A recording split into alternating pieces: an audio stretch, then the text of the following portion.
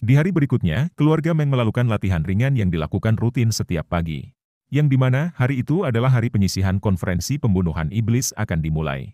Semua murid sudah berangkat ke kuil Dao, sehingga latihan itu hanya ada mereka bertiga. Mengetahui hal itu wanita suci justru pesimis, karena menurutnya para murid belum menguasai keterampilan rahasia. Bahkan mereka hanya akan jadi batu loncatan jika bersaing di kompetisi yang sesungguhnya. Xin lalu berpindah ke kuil Dao tempat penyisihan sedang dimulai. Dan secara kebetulan, babak pertama mempertemukan Bai Guan melawan Meng Chuan. Bai Guan pun langsung pamer kemampuan setelah mencapai ranah mortal shading tahap awal. Berbeda dengan Meng Chuan yang justru terlihat santuy dan begitu tenang. Semua murid sudah jelas menjagokan Bai Guan yang akan menang dalam pertarungan ini. Yang tanpa basa-basi, Bai Guan langsung menyerang Meng Chuan dengan penuh emosi. Dan entah kenapa, Meng Chuan terus saja menghindar dan tidak menghunuskan pedangnya.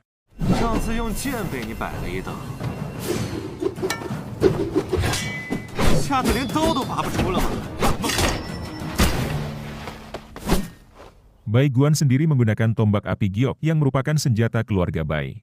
Oleh karena itu, semua orang di sana mengira jika Meng Chuan tak bisa melawan senjata tersebut. Bai Guan pun terus menyerang tanpa henti, meskipun serangannya bisa dihindari dengan mudah. Senior Wuki lalu mengatakan kalau kesenjangan ranah keduanya sangatlah besar. Meskipun Meng Chuan menguasai teknik pedang yang unggul, namun tidak setara jika dibandingkan dengan tombak giok. Bahkan menurutnya, Meng Chuan tak ada kesempatan menang meskipun menggunakan pedangnya. Mendengar itu para murid pun menghina Meng Chuan dan mengira kalau Meng Chuan akan kalah. Namun tiba-tiba saja, Meng Chuan menggunakan keterampilan rahasia dan menang dalam duel.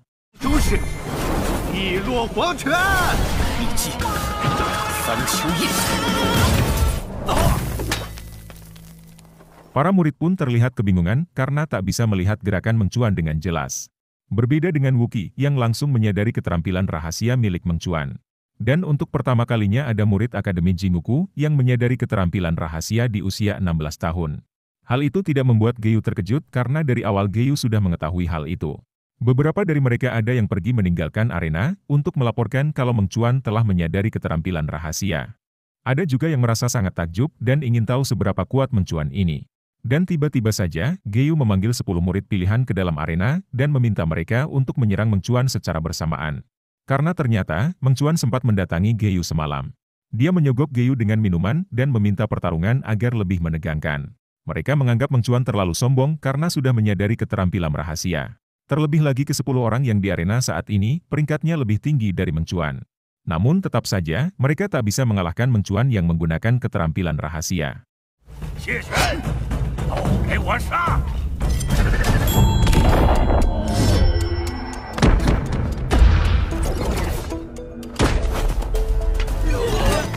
10 murid itu pun bisa dikalahkan dengan mudah hanya dengan satu gerakan saja. Kejadian ini sangat mengejutkan semua orang dan tak ada yang menyangka jika Meng Chuan sekuat ini.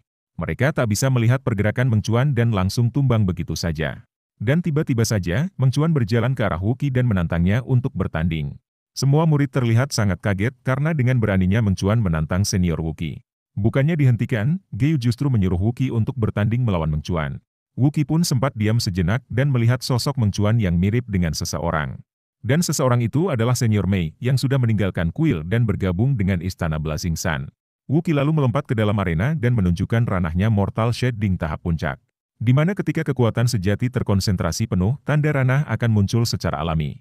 Meng Chuan sudah menantang senior Wuki yang menduduki peringkat atas di kuil Dao. Sedangkan Meng Chuan masih terbilang junior, dan ranahnya pun baru di tahap Maro Development. Para murid pun sadar kalau keduanya akan melakukan yang terbaik. Dan tiba-tiba saja, Meng Chuan langsung menggunakan keterampilan rahasia yang membuat Wuki terpojok.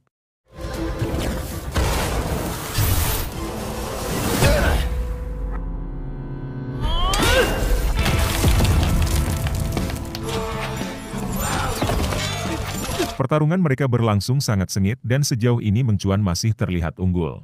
Yang padahal Wuki adalah senior peringkat atas yang sudah mencapai Mortal Shading tahap puncak. Hanya saja, ada satu murid mengatakan kalau Wuki belum menggunakan kekuatan fondasi dewa. Dan tiba-tiba Wuki melepaskan sarung tinju besi miliknya dan menggunakan gelombang awan gelap yang membuat Meng Chuan langsung terpental. Tak hanya sampai di situ, Wuki lalu melepaskan bajunya dan mulai serius dalam pertarungan.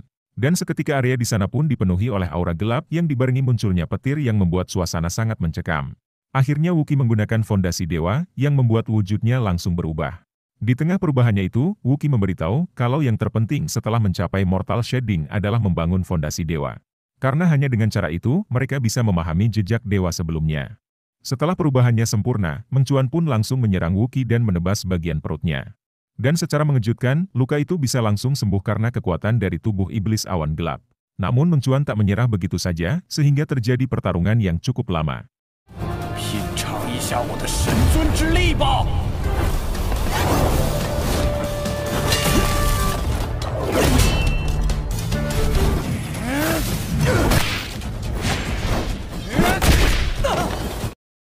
Hingga akhirnya Mengcuan pun menyadari kalau fondasi dewa milik Wookie bisa menyerap kekuatan serangan dan bisa digunakan untuk memperkuat dirinya sendiri. Hal itu pun diakui oleh Wookie jika fondasi dewa miliknya adalah kekuatan penyerapan.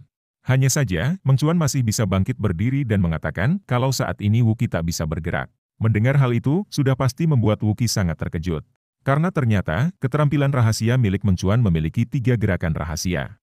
Dan kali ini Mengcuan akan menunjukkan pada Wookie kekuatan sebenarnya dari 3 gerakan tersebut.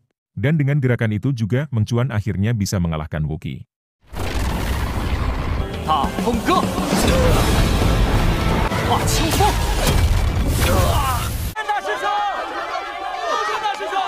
Xin lalu berpindah ke keluarga Yun dengan memperlihatkan Yun Qingping dan Yun Fuan.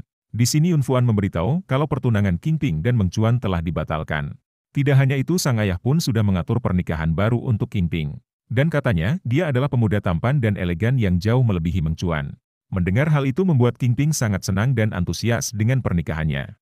Yun Fuan lalu menemui tuan ketiga Bai yang ternyata calon suami Qingping adalah si tuan ketiga. Yang padahal, tuan ketiga Bai adalah seorang predator dan lebih terlihat seperti om-om. Entah apa yang dipikirkan Yun Fuan, namun yang jelas keduanya sudah saling setuju.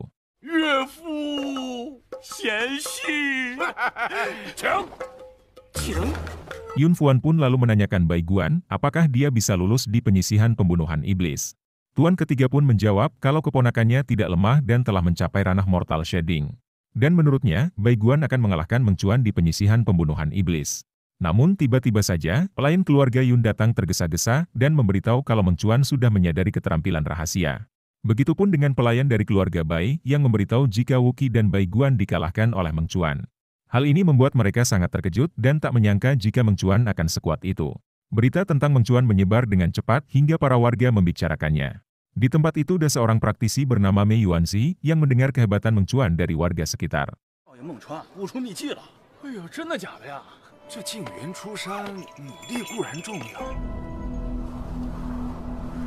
Mei Yuanzi adalah si jenius nomor 1, sekaligus murid dari penguasa istana Blazing Sun. Dan saat ini Yuanzi sedang menemui sang guru dan memberikan daftar peserta kompetisi pembunuhan iblis. Yang ketika dilihat, di dalamnya ada nama Mengcuan yang menyadari keterampilan rahasia. Yuanzi memberitahu kalau dirinya mendengar semua orang membicarakan Mengcuan. Kediaman Dongning telah melahirkan jenius kedua yang menguasai keterampilan rahasia di usia 16 tahun. Oleh karena itu, Mengcuan akan menjadi saingan terberat Yuanzi di masa depan. Meski begitu Yuanzi tidak takut karena menurutnya level Mengcuan masih di bawahnya. Yuanzi lalu diberikan sebuah gulungan yang berisi informasi tentang kompetisi nanti. Yang dimana informasi itu dirancang khusus oleh sang guru agar Yuanzi bisa lebih mudah. Yuanzi pun memastikan kalau dirinya akan mendapat peringkat pertama di kompetisi nanti.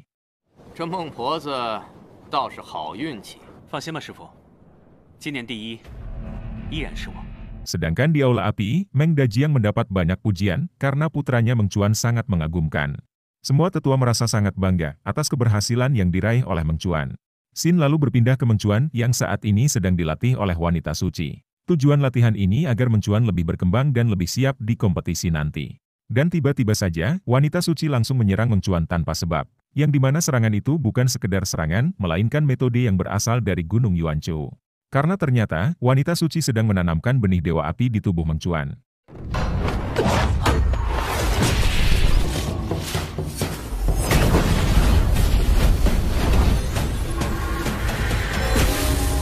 Wanita suci pun memberitahu kalau dia sudah menanamkan benih dewa api di tubuh Mengcuan. Mulai saat ini, Mengcuan mewarisi benih dewa api dan bisa menempa fondasi dewa. Dan katanya, metode ini adalah metode terbaik yang berasal dari Gunung Yuanzhou.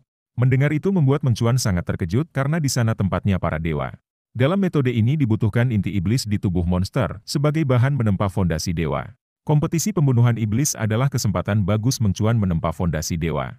Namun sebelum itu, Meng Chuan harus mencapai ranah Mortal Shading terlebih dulu. Singkat cerita, Meng Chuan lalu kembali ke ruangan rahasia dan melukis wajah sang ibu. Sepanjang tahun ini, Meng Chuan telah mengabaikan latihan karena keterampilan rahasia. Namun tiba-tiba saja, Meng Chuan memasuki ruang misterius dalam dirinya.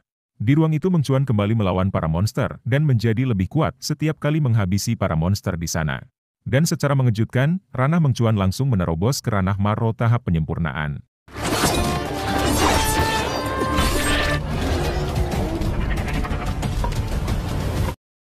Meng Chuan terlihat sudah di restoran keluarga Meng bersama Qiwei dan sang ayah.